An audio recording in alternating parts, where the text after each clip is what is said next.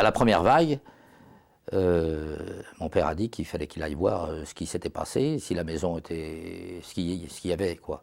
Et il est parti avec un ami qui couchait chez nous à l'époque. Et cet ami-là, sa femme était restée dans Royan. Alors il était doublement plus inquiet. Ils sont donc partis tous les deux.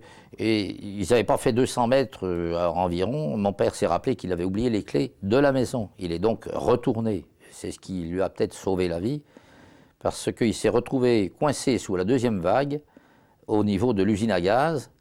Et là, il s'est allongé le long du mur qui entourait cette usine, un mur qui faisait 2 mètres de haut environ. Et il a attendu que ça se passe, quoi, tout en chassant du pied ou de la main les baguettes de phosphore qui tombaient partout. Et après la fin de ce bombardement, de cette deuxième vague, il s'est donc relevé et puis il s'est dit, il faut que j'aille voir, raison de plus, ce qui s'est passé. Alors il a enjambé les décombres, ça fumait partout, il faisait pas chaud, hein, il y avait -5 hein, le matin là.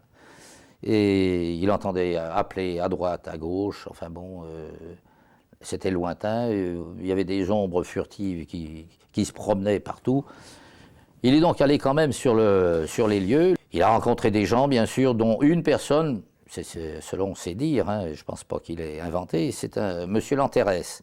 Il se promenait nu-pied dans les décombres, complètement hagard, perdu. Alors, comme il se connaissait, il lui a dit bah, « Attendez, on va trouver quelque chose ». Il lui avait entouré les pieds de chiffon, de quelque chose comme ça, et il l'avait ramené en haut de la rue du Château d'Eau.